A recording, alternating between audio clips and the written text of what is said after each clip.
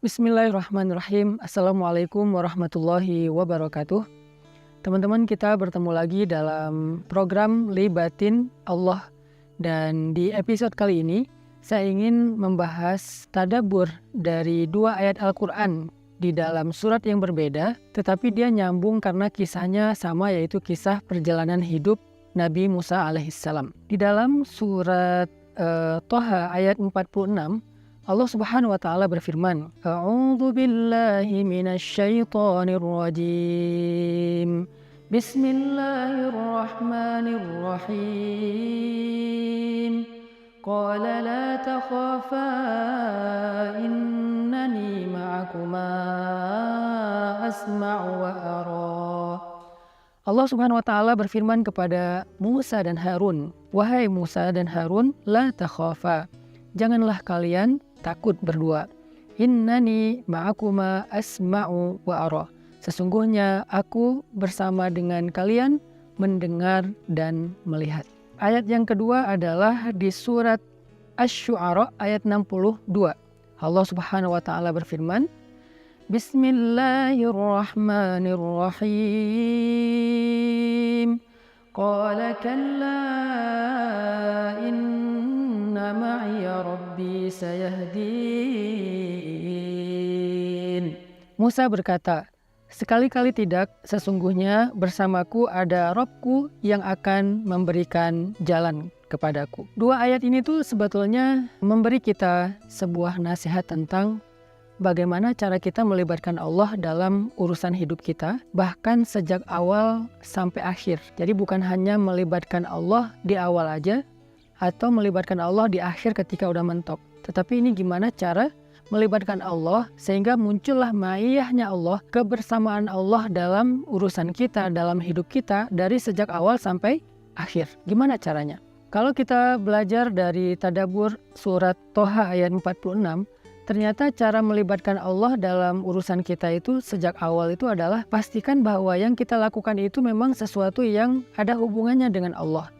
Artinya kita melakukan sesuatu itu di jalan Allah, fi sabilillah. Ketika kita fi sabilillah berada di jalan Allah, baik dalam urusan karir, fi sabilillah dalam urusan hubungan, fi sabilillah dalam urusan keluarga, fi sabilillah dalam urusan belajar, fi sabilillah dalam urusan apapun dalam hidup kita, kalau kita fi sabilillah, niatnya itu karena Allah dan ada hubungannya dengan agama Allah, dengan Islam, dengan dakwah, maka Allah pasti terlibat.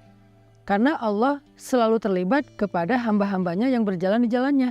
Kisah Nabi Musa, waktu itu Nabi Musa diutus oleh Allah, Idhab ila Fir'aun, pergilah kamu kepada Fir'aun, lalu berdakwahlah kepada Fir'aun. Sehingga ketika Nabi Musa mau bertemu dengan Fir'aun, Allah bilang, wahai Musa dan Harun, gak usah khawatir, aku bersama kalian kok. Aku akan mendengar, aku akan melihat, aku akan menyaksikan, aku akan terlibat dalam urusan kalian sejak awal. Sehingga gimana cara kita untuk men-switch niat kita supaya apa yang kita lakukan itu ada hubungannya dengan Allah. Sederhana sih, kita coba renungkan apa sih hubungannya antara yang kita kerjain itu dengan ibadah. Apa hubungannya antara yang kita kerjain itu dengan dakwah. Misalnya teman-teman dalam urusan karir. Coba kuatin niat bahwa kalau saya sukses, insya Allah saya akan membantu orang lain. Kalau saya sukses, saya akan bersedekah. Kalau saya sukses, saya akan menjadi orang yang lebih bermanfaat. Kalau saya sukses, saya akan bangun masjid, pesantren, sekolah, dan bla bla bla. Itu artinya kita mengkonektingkan antara proyek dunia kita dengan proyek langit. Nah disitulah berarti kita fisabilillah. Atau misalnya gini, kalau saya dapat proyek ini, insya Allah saya mau mengumrohkan ibu saya, mau mengumrohkan guru saya. Itu berarti kan ada hubungannya dengan agama Allah atau ibadah. Atau misalnya kalau nanti saya misalnya nikah sama dia, saya pengen belajar bareng dia untuk lebih dekat kepada Allah. Saya pengen ke taklim bareng. Saya pengen tahajud bareng. Kalau saya udah menikah, nanti saya akan lebih baik dalam menjaga diri dari dosa-dosa dan seterusnya. Ini adalah cara kita nge-switch antara apa yang sedang kita lakukan dengan Allah Subhanahu wa taala. Itu cara melibatkan Allah di awal. Makanya ketika Nabi Musa pulang kampung nih dari Madian ke Mesir, Nabi Musa itu bukan cuma niat mudik, tapi ada misinya ketika mudik. Apa misi Nabi Musa ketika mudik? Misinya adalah idhab ila Fir'aun innahu tagha, berangkat untuk bertemu Firaun dan mendakwahi Firaun supaya bisa membebaskan Bani Israel, arsil ma'iyya Bani Israel, bebaskan Bani Israel, dan mengajak Firaun untuk taubat, untuk menyembah Allah Subhanahu wa taala. Itu adalah misi Nabi Musa ketika mudik. Jadi bukan cuma pulang kampung. Artinya apa yang kita lakukan itu harus kita coba cari poin apa hubungannya dengan Allah, poin apa hubungannya dengan ibadah, poin apa hubungannya dengan dakwah. Itu harus selalu muncul dalam hidup kita. Jadilah seorang misionaris kebaikan, jadilah seorang agen kebaikan yang ada hubungannya dengan Allah Subhanahu wa taala. Maka apapun yang kita lakukan itu Allah terlibat. Apapun Allah terlibat. Kemudian ketika dalam perjalanan bagaimana melibatkan Allah sampai di akhir? Belajar dari surah Asy-Syu'ara tadi, yaitu kalla inna ma'iya rabbi sayahdin. Ketika pengikut Musa bilang, ya Musa, kita ini celaka, kita akan ketangkap sama Firaun, kita akan dibunuh sama Firaun, kita udah mentok, di depan kita laut, di belakang kita tentara. Nabi Musa bilang kepada kaumnya supaya mereka tidak berputus asa dari ma'iyah atau kebersamaan Allah. Kata Nabi Musa, kalla, enggak seperti yang kalian anggap bahwa Allah enggak terlibat, kita sendiri, kita ditinggalkan, kita bakal dibunuh, kita bakal disakiti sama tentara Firaun. Kalla, enggak kayak gitu. Inna ma'iya rabbi sayahdin. Kok bisa Nabi Musa bilang kayak gini? Sesungguhnya bersamaku ada Robku yang akan memberikan jalan.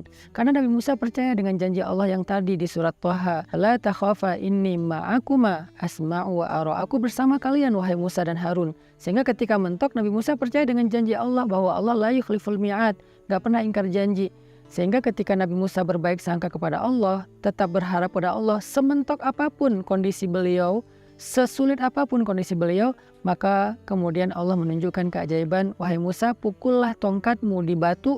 Ketika dipukul akhirnya batu karang itu membuat laut terbelah dan Allah yahdin, memberi jalan kepada Nabi Musa dan pengikutnya, atau memberi arah kepada Nabi Musa dan pengikutnya untuk mereka menyeberang. Nah, ini adalah cara melibatkan Allah yang kedua. Jadi yang pertama adalah tetap di jalan Allah, yang kedua tetap berharap dan berprasangka baik kepada Allah walaupun udah mentok, seperti materi kita sebelumnya. Karena Allah berjanji, walladzina jahadu fina lanahdiyannahum subulana. Orang-orang yang tetap di jalan kami, berusaha untuk tetap istiqomah, pasti kami akan memberikan jalan-jalan kami. Arti jalan-jalan di sini itu banyak solusi, bukan cuma satu solusi. Sehingga teman-teman yang dirahmati Allah SWT, belajar dari kisah surat Asy-Syu'ara dan surat Thaha, kisah Nabi Musa ini, sederhana sih cara melibatkan Allah dalam urusan hidup kita. Di sini cara ngelibatinnya. Dengan apa? Dengan ikhlas dan sikoh. Dengan ikhlas di awal dan tetap sikoh sampai akhir. Sikoh di sini artinya tetap yakin dan percaya kepada Allah sampai akhir. Nggak pernah berputus asa, nggak pernah berburuk sangka, nggak pernah mengeluh sampai akhirnya meragukan kebesaran Allah. Enggak. Dia tetap bahwa Allah ada bersama saya karena saya masih di jalan Allah. Sehingga yang harus kita pastikan itu dalam hidup kita itu adalah apakah kita masih on the track? Apakah kita udah ke distract selama ini? Ke distract hatinya, ke distract langkahnya. Yang harus kita pastikan bahwa kita masih di sini, kita masih di jalan Allah. Sehingga apapun masalah yang kita hadapin, kalau masih di jalan Allah, ya udah santai aja. Ada Allah kok yang membersamai kita dan Allah Maha Kuasa untuk membuka jalan-jalan keluar untuk kita. Nah, mudah-mudahan ini bisa menjadi materi lanjutan dari libatin Allah yang kemarin. Kalau mentok kayak gimana? Bahkan kali ini kita membahas dari sejak awal seperti apa. Belajarlah dari surat Asy-Syu'ara dan surat Thaha, kisah Nabi Musa alaihissalam. Barakallahu fikum.